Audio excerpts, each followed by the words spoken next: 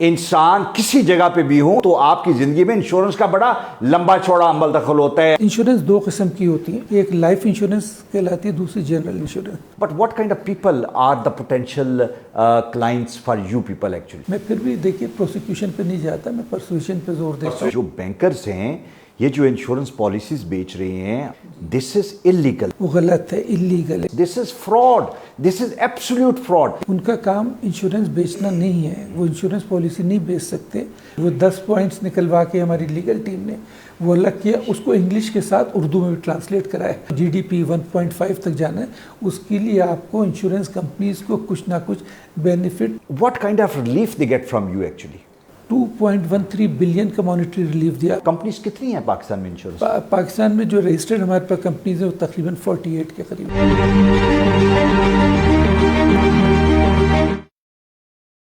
इदारों के रोल के बारे में हम अक्सर बात करते हैं कि हमारे इदारे अगर बेहतर परफॉर्म करेंगे तो उसका इम्पैक्ट पूरी सोसाइटी पे आता है, लेकिन बाज़ औक़ात इदारों को उस तरह से परवान चढ़ने नहीं देते।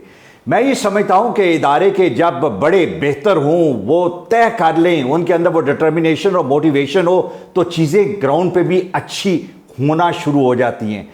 हमारे यहाँ एम्बोर्समेंट का एक ऐसा इदारा है जिस पे लोगों का एतमाद वक्त के साथ बढ़ता जा रहा है, और ख़ास तौर पे इंश्योरेंस के हवाले से अगर हम बात करें तो पिछले 1.5 साल में बहुत ज़बरदस्त काम हुए। मेरे साथ आज फेडरल इंश्योरेंस एम्बोर्समैन खावर जमील साहब मौजूद हैं। हम उनसे उनके महकमे के बारे में डिटेल से बात करेंगे। Your highness, thank you very much for your time, it's a great honour to have you. हमने पहले भी आपके साथ एक प्रोग्राम किया और हमने देखा कि उसमें और आज के दिन में बहुत ज़्यादा बेहतरी हमें बेशुमार मामलात में नज़र आई। हमें थोड़ा सा ये बताएं कि एम्बोर्समैन का काम क्या है। इंश्योरेंस का कॉन्सेप्ट अगर हम देखें तो पूरी दुनिया में इंसान किसी जगह पे भी हो तो आपकी ज़िंदगी में इंश्योरेंस का बड़ा लंबा चौड़ा अमल दखल होता है। हम गाड़ी की इंश्योरेंस करवाते हैं, ज़िंदगी की करवाते हैं, मेडिकल इंश्योरेंस होती है। सर, हमारे यहाँ पे इंश्योरेंस कंपैरेटिवली कम इसलिए है कि लोगों का इंश्योरेंस के इदारे पे इतना एतमाद नहीं, लेकिन आपकी कोशिशों ने उस एतमाद को काफ़ी रिवाइव किया। Tell us about your efforts in last 1.5 years। जी, बिस्मिल्लाहिर्रहमानिर्रहीम। ये आप सही कह रहे हैं, इंश्योरेंस एक बहुत अहम सब्जेक्ट है जिसके ऊपर काम होना चाहिए था और हो भी रहा है।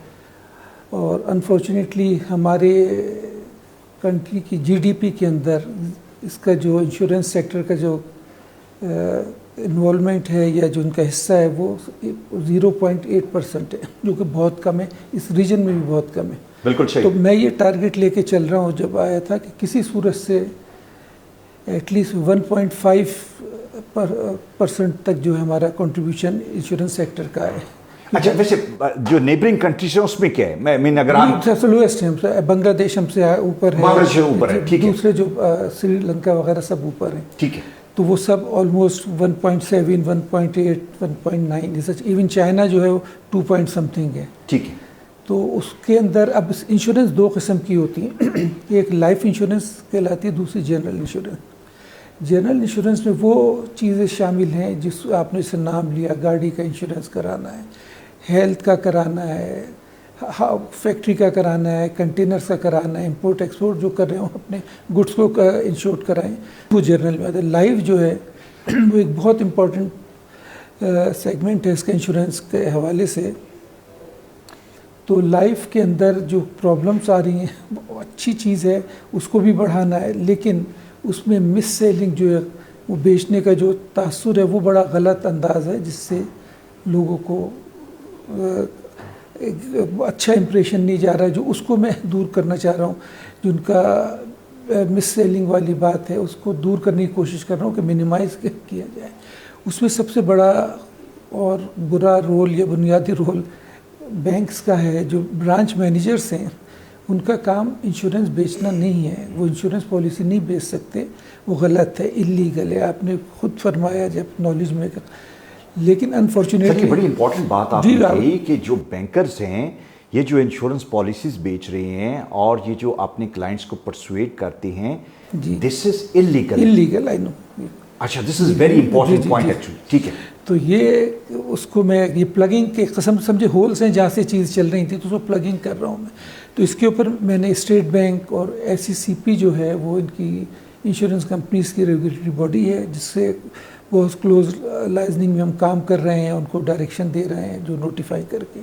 तो अब अनफॉर्चुनेटली ये होता है कि ब्रांच मैनेजर है, मैं वहाँ से इसको स्टार्ट करूँगा, वो उसकी नॉलेज में होता है कि उसके पास जो बैंक के अंदर अकाउंट्स हैं, जो अकाउंट होल्डर्स हैं, कि 10, 15, 20 अकाउंट्स उसको पता होता है हज़ारों में से ये जो सारा साल मेंटेन रखते हैं, पैसों की इनको ज़रूरत नहीं पड़ती, अकाउंट में पड़े रहते हैं पैसे। अच्छा, ब्रांच मैनेजर का हर अकाउंट होल्डर से फ़ोन पे या इन पर्सन वास्ता ज़रूर रहता है, उसको वेटेज देते हैं और एक एतमाद कायम होता है। बदकिस्मती की बात है कि वो उनको एक टारगेट्स बैंक से मिलना शुरू हो गया कि जी आप इस क्वार्टर में फॉर एग्जांपल 1 मिलियन या 10 मिलियन आपने बैंक एश्योरेंस या बैंक का, जिसको शॉर्ट में लोग कहते हैं, बैंक का करें। अगर नहीं होता तो उसको उन्होंने उनकी जो KPIs है उसके अंदर मार्क्स दिए हुए। फॉर एग्जांपल बैंक का के उनके 10 मार्क्स हैं कि अगर ये जो क्रेडिट कार्ड है, डेबिट कार्ड, ये अगर आप सेल करेंगे इसके 10 मार्क्स हैं, और कार लोन के अलग, इस तरह वो 100 मार्क्स होते हैं।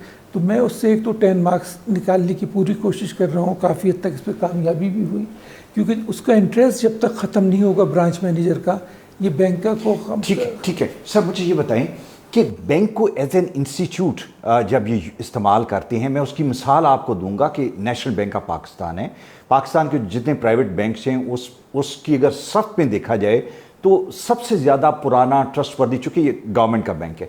नेशनल बैंक ऑफ पाकिस्तान के अंदर बैठे हुए उसके एम्प्लॉइज़ जब ये कहते हैं कि ये फ़लाँ इंश्योरेंस और फंड है जिसका नाम नेशनल कुछ इंश्योरेंस है, जिसका नेशनल बैंक से कोई ताल्लुक नहीं, जब उसी बैंक के अंदर बैठ के उसी बैंक का मैनेजर उसी नाम से मिलती जुलती कोई इंश्योरेंस बेचेगा और अपने क्लाइंट को बेचेगा, तो people will fall for this is fraud, this is absolute fraud.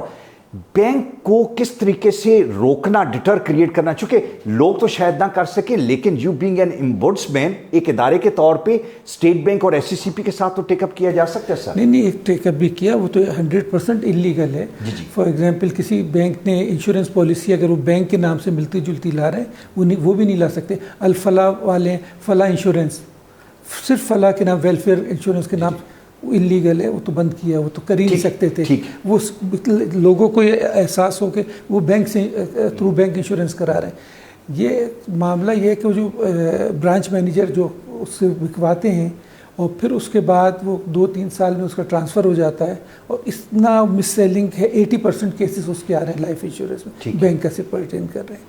तो इसमें जो है तो मैंने वो तो उनके मार्क्स ख़त्म करवाने के, फिर ये होता है कि टॉपर्स जो हैं इनके ब्रांच मैनेजर्स पूरे पाकिस्तान में, कोई भी ABC बैंक है, तो उनको वो 100, 50, 150 लोगों को जमा किया, उनको इंसेंटिव ये देते हैं कि कॉन्फ्रेंस करवा दी, बाहर टिकट दे दिए, बच्चों को गिफ्ट किए। सर ये तो वो एक फिनोमिनन है जो ये इंश्योरेंस का एक टिपिकल पूरी दुनिया में होता है। सर रिलीफ कितने लोगों को आपने 1.5 साल में, बेशुमार लोग हैं जो कि विक्टिम बने इनके, जिन्होंने सफ़र किया, what kind of relief they get from you actually? इसमें एक चीज़ मैंने बड़ी बुनियादी तौर पे चेंज किया कि कॉन्सेप्ट ये था कि प्रोसिक्यूशन का यहाँ होता था कि आपने एक फ़ैसला कर दिया कि जी डिसाइड कर दिया कि जी ये है, जो भी आपके बेस्ट ऑफ माइंड जो आप कह रहे हैं कि इसको तय होना चाहिए, तो उसको मैंने रोका। मैंने कहा ये नहीं, इसको, क्योंकि हमारी लॉ की स्पिरिट भी जो बचपन की लॉ की है वो मेडिएशन है, एमिकेबल सेटलमेंट की तरफ जाए, रिजल्ट ये आता है। तो अब वो अनफॉर्चुनेटली ये नहीं हो रहा था। 2009 का मैं एक आपको ईयर वाइज डाटा देता हूँ, जिसमें हम प्रोसिक्यूशन कर रहे थे, पूरा जोर उसके ऊपर था, फैसले होते थे, लोग या तो कंपनी, इंश्योरेंस कंपनी या एक policy holder, insurance policy holder, वो अपील में जाते थे उस फैसले की, और उनको जो मॉनेटरी रिलीफ मिला है टोटल पूरे 2019 में, वो मेरे आने से पहले 410 मिलियन रुपीस का, 410 मिलियंस का मिला। ठीक है। जब मैंने प्रोसिक्यूशन को ख़त्म करके मैंने परसुएशन पे जोर दिया कि इससे फैसले करें आप, वो मेहनत तलब काम है, किसी को कायल करना, आर्गूमेंट्स करना, उसमें आपको स्टडी करनी पड़ती है कि आपको पूरे केस के जो बैकग्राउंड पता होना चाहिए। जब वो शुरू हुआ तो 2020 की बात कर रहा हूँ, उसका रिज़ल्ट ये हुआ अल्लाह बाय द ग्रेस ऑफ अल्लाह के, वो 2.13 बिलियन का मॉनेटरी रिलीफ दिया। अच्छा, दैट्स ग्रेट, ये तो बड़ा ज़बरदस्त है, इट्स अ क्वांटम जंप, बहुत ज़्यादा वो इसीलिए। और फिर हमारी अपील ज़ीरो थी कि जहाँ हम अपील पे जाते थे रिप्रेजेंटेशन के लिए, वो प्रेसिडेंट ऑफ पाकिस्तान पे जा सकते, तो वहाँ से मेरे पास फ़ोन भी एक दफ़ा आया चंद माह पहले कि जी आपकी कोई अपील्स नहीं आ रही, तो वो ना शिकायत की थी, उसी काम नहीं पे कर दे।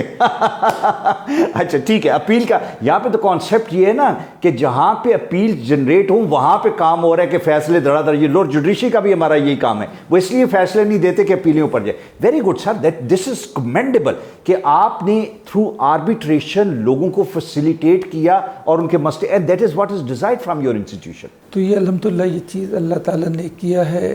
और अब मैं सिर्फ एक मेरे जहन में है, लाइफ में जो बुनियादी प्रॉब्लम आ रही है वो बैंका वाली, उसके ऊपर एक कमेटी बनवाई थी प्रेसिडेंट साहब से कह के, उन्होंने ख़ुद मीटिंग चेयर की, और उसमें एक SCCP के सीनियर पोजीशन जो है वो उसके मेंबर हैं, इसी तरह स्टेट बैंक के, और यहाँ हमारे यहाँ की जो DG हैं वो उसको चेयर करते हैं, और बाई मंथली इनकी मीटिंग होती है। और इसलिए कि क्योंकि देखें, मैं जब बात कर रहा हूँ GDP 1.5 तक जाना है, उसके लिए आपको इंश्योरेंस कंपनीज़ को कुछ ना कुछ बेनिफिट, उनकी सहूलतें, आसानी, वो कैसे उनका GDP में कंट्रीब्यूशन बढ़ेगा, सब क्रेडिबल भी बने और आसानियाँ भी। क्रेडिबिलिटी नहीं है ना, जीरो क्रेडिबिलिटी है उनकी, उसको वो बेहतर करने के लिए ये बड़ी अच्छी सजेशन है। तो इसमें ये जो इनकी प्रॉब्लम्स हैं, इनकी एसोसिएशन है इंश्योरेंस कंपनी से, इनको एक फोरम पे, एक प्लेटफॉर्म पे बैठाए, तो आपस में डिस्कस कर लें। SCCP ने कोई चीज़ नोटिफाई करनी है, हम उनको डायरेक्शन देते रहते हैं कि ये करें, ये करें। और स्टेट बैंक को जैसे, तब वो बैंका के हवाले से काफ़ी हद तक काम हो गया, आ रहा है नेक्स्ट मंथ तक वो भी नोटिफाई करें। अच्छा सर, मुझे ये बताएं, ये जो इंश्योरेंस के हवाले से जो पॉलिसी रिफॉर्म्स हैं, बिकॉज पॉलिसी आम आदमी का मसला नहीं है, वो उससे या बेनिफिट लेता है या इफेक्ट होता है। Policy is where you matter और the other people at the helm of the affair they matter. Do you think ये पॉलिसी रिफॉर्म जो आपने इनिशिएट किए हैं, these will be materialise in near future? जी हो रहे हैं।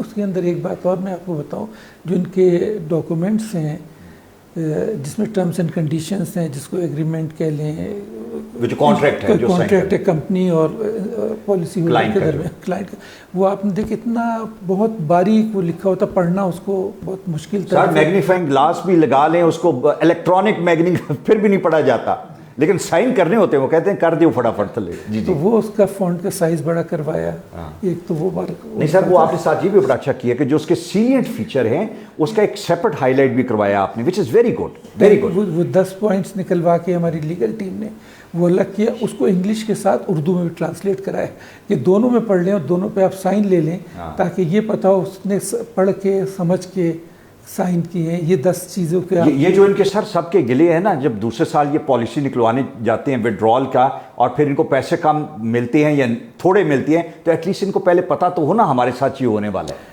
ये होने वाला है। और इसी वजह से अब वो इंश्योरेंस कंपनीज़ को भी कहीं वो गलती नहीं कर रही होती, लेकिन उनको भी हमने बिला वजह की पेनलाइज तो नहीं करना, कि समझाना है। तो इसका एक वजह ये भी है कि ये जो थ्रू एजेंट बेचते हैं इंश्योरेंस, वो क्या करते हैं कि फर्स्ट ईयर जो होता है उसका 50% के करीब उनको कमीशन मिलता है। अच्छा, इसमें एक नई बिल्कुल आपको बात बताओ जो मेरी नॉलेज में आई थी, वो जो एजेंट किसी भी इंश्योरेंस कंपनी की उसने पॉलिसी बेची, उसने 50% उस अपनी जेब में डाला, अगले 2 महीने के बाद वो वहाँ से जॉब छोड़ देगा, अब उसी कंपनी में जाएगा, फिर वो अपने जानने वालों को कहेगा वो छोड़े, आप यहाँ ट्रांसफर। अच्छा, वही क्लाइंट जो है उसको दूसरी जगह पे लेके जाएगा और वहाँ जाए फिर उसको कमीशन में 50% मिल रहा है। तो वो इस तरह की मतलब बुरी बातें हैं। मेरे एक जानने वाले हैं, मैंने उन्हें कहा कि आपने क्यों पॉलिसी ली, उन्होंने कहा कि मेरे बेटे के दोस्त थे, तो उन्होंने कहा, मैंने कहा वो आपके बेटे के दोस्त ही वो 50% जो है वो आपसे ले रहे थे। सर मुझे ये बताएं, किस तरह के लोगों को फेडरल इंश्योरेंस एम्बोड्समेंट से रब्ता करना चाहिए? आप शिकायत तो सबको हैं, हर कोई जो बैंक के साथ खासतौर पे policy, but what kind of people are the potential clients for you people actually? नहीं, जिसके पास इंश्योरेंस पॉलिसी है और उसको किसी किस्म का भी कोई मसला आता है इलीगल, उससे कोई या इंश्योरेंस कंपनी परेशान कर रही है, नहीं उसकी बात सुन रही, इवन मैच्योरिटी के ऊपर वो पूरी पेमेंट जो उसको सब्ज बाग दिखाए थे वो नहीं मिल रहा है, वो भी आ जाए। मैं फिर भी देखिए प्रोसिक्यूशन पे नहीं जाता, मैं परसुएशन पे जोर देता हूँ, क्योंकि उस कंपनीज के जो चीफ एग्जीक्यूटिव हैं मैं डायरेक्ट उनसे राब्ते पे हूँ। उनको मैंने ये बताया क्योंकि इस सेक्टर में आप देखें 378 बिलियन पर एनम इनके पास वो प्रीमियम जनरेट हो रहा है। बड़ा काफ़ी बड़ा है। कंपनीज कितनी हैं पाकिस्तान में इंश्योरेंस? पाकिस्तान में जो रजिस्टर्ड हमारे पास कंपनीज है वो तकरीबन 48 के करीब। 48 के करीब 378 बिलियन, बड़े पैसे कमा रहे हैं। अच्छा सर, मुझे ये बताएं कि जो जिस तरह मैंने ये बताया कि किस तरह के लोग हैं, how easy it is to put up a complaint?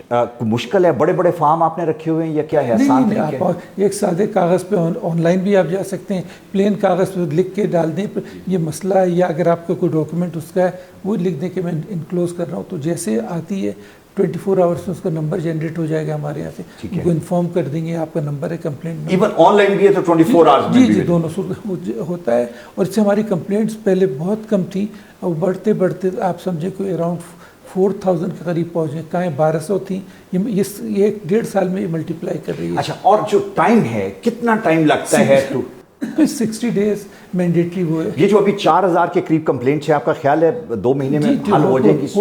चल रही हो रही मुसलसल। अच्छा, आपके कितने फैसले चैलेंज होते हैं और कहाँ हो सकते हैं? अगर आपको फैसला देते हैं रेजोल्यूट नहीं हो सका थ्रू आर्बिट्रेशन और मीडिएशन, तो वो कहते हैं नहीं जो आपने किया है खबर साहब ने फैसला, वो डिसएग्री टू दैट, ओम्बड्समैन से कहाँ जाएंगे अपील के लिए? वो अपील के रिप्रेजेंटेशन के लिए वो प्रेसिडेंट ऑफ पाकिस्तान के पास कर और किसी फोरम पे नहीं, या तो कोर्ट ऑफ लॉ में कहीं जाएंगे तो लॉ पॉइंट पे जाएंगे भाई, अदरवाइज उनको प्रेसिडेंट ऑफ पाकिस्तान के पास उनका वो एक तो रिव्यू के लिए आ सकते हैं दोबारा मेरे पास, फर्स्ट अपील वो हो गई, वो नहीं अगर एग्री करते देन गो टू। अच्छा सर, मुझे ये भी मिथ समझाए ना, जहाँ पे president, prime minister, chief minister का लकब आता है, हम ये कहते हैं it's a complete no go area, how to reach out to the president office? नहीं, वहाँ भी वही एप्लीकेशन। अच्छा, अगर कंपनीज जा रही हैं उनके पास पूरी अपना इंडिविजुअल अगर जा रहा है तो उसका इंडिविजुअल वो अपनी एप्लीकेशन लेके कि जी उस फैसले के अगेंस्ट के उनके एड्रेस पे भिजवा दें? जी, प्रेसिडेंट ऑफ पाकिस्तान के एड्रेस के ऊपर भिजवा दें सब लिख के। वहाँ पे कितनी जल्दी रिलीफ मिल जाता है? वहाँ भी 2 महीने के, उनको 2 मंथ्स का मजीद, तो वो भी 60 डेज में हर सूरत में उनको, और वो कर रहे हैं उसको, वो आता है मेरे ख्याल से विद इन मंथ वो निकाल दे। तो कोई आपके मुख्तलिफ शहरों में आपके कंसल्टेंट्स हैं, टीम्स हैं, थोड़ा सा हमें इस नेटवर्क का भी बता दें कि कितना बड़ा नेटवर्क है आपका? देखिए, ऑलमोस्ट अभी हमने लास्ट मंथ कोयटा के अंदर ऑफिस इस्टेब्लिश किया, प्रेसिडेंट साहब ने उसकी ओपनिंग की थी, फिर हमने सक्कर के अंदर किया, सिंध के अंदर, और इस तरह दूसरे हम प्रोविंस है, गिलगित बल्तिस्तान है, आज़ाद कश्मीर में भी हम रीजनल ऑफिस खोल रहे हैं। ठीक है, ये प्लान्स के अंदर है, और जहाँ जहाँ ज़रूरत हो, मुल्तान के अंदर है, चारों प्रोविंशियल हेडक्वार्टर्स के अंदर हैं, कराची, लाहौर, पेशावर, कोयटा, मुल्तान के अंदर हैं, सक्कर में हैं, और हम बाकी जगहों के ऊपर इस्लामाबाद के अंदर हमारा ऑफिस है। ये सारे उसमें है, और फिर नहीं होता कोई प्रॉब्लम हो तो हम वो वीडियो कॉन्फ्रेंस के ज़रिए उसको बुलवाते भी नहीं है, वहाँ जो उसके करीब जहाँ भी उसने कंप्लेंट जिस ऑफिस में जाना है, मुल्तान में अगर किसी ने जाना है, वो कहते हैं हम कराची नहीं आ सकते, तो फिर मुल्तान ऑफिस में जाके और वहीं वो। अच्छा सर, आपसे personal question, you been in service for a long period of time, और एक ज़िंदगी में सेंस ऑफ अचीवमेंट होती है कि you have achieve this and all that, ये एक असाइनमेंट डिफरेंट थी। How satisfied you feel after 1.5 year कि आप ये कहें कि नहीं, मैं आने से I made some difference, I made my presence felt? How satisfied are you by the end of 1.5 year? देखिए, अल्हम्दुलिल्लाह एक आदमी का मिजाज होता है, मैं जहाँ भी रहूँ कोशिश ये की है कि थोड़ी सी चीज़ उसके अंदर अपना कंट्रीब्यूशन डाल दूँ। आदमी आने जाने वाला है, काम उसका रह जाता है। जिस डिपार्टमेंट में रहा हूँ मैं, अब ये जो है, मैं जब सेक्रेटरी पोर्ट्स एंड शिपिंग था तो पोर्ट ऑफ सिंगापुर से ट्रांसफ़र करके चाइनीज़ कंपनी को देना कोई इजी टास्क नहीं था, तो मैंने वो सारा बहुत, आप देखें, स्मूथ वो ट्रांसफ़र हुआ है, कोई इंटरनेशनल कोर्ट ऑफ लॉ में नहीं गया, वरना वो तो बहुत आसान था। तो ये अल्लाह ताला का करम है, तो आज वो जिसके ऊपर सारा CPEC वगैरह चल रहा है, तो मेरा ख्याल है मैंने किया मसालिहाती जो ट्रिक आर्ट है ना आपके पास, इट हेल्प यू एवरीवेयर। अल्लाह ताला। Sir thank you very much, God bless you. ये बड़ा इंपॉर्टेंट था कि हम जनरल पब्लिक की अवेयरनेस के लिए ये चीज़ें बताते हैं। प्रोसीजर हमने बताया और फिर हमने बताया कि आपका थोड़ा सा इनिशिएटिव आपको बहुत बड़ा रिलीफ दे सकता है। जहाँ पे आपको विक्टिमाइज किया गया, टारगेट किया गया, but by the end of the day there is a forum which is prompt, quick, easy to access। और फिर जब आपको रिलीफ मिले तो please share it with the other the way we have done today. आज ही was एम्बोड्समैन साहब was very kind कि उन्होंने पर्सनली आके ये सारी चीज़ें बताई। इंपॉर्टेंट चीज़ है to create awareness because this is one platform जहाँ पे आपको बहुत जल्दी और इफेक्टिव रिलीफ मिलता है। Thank you.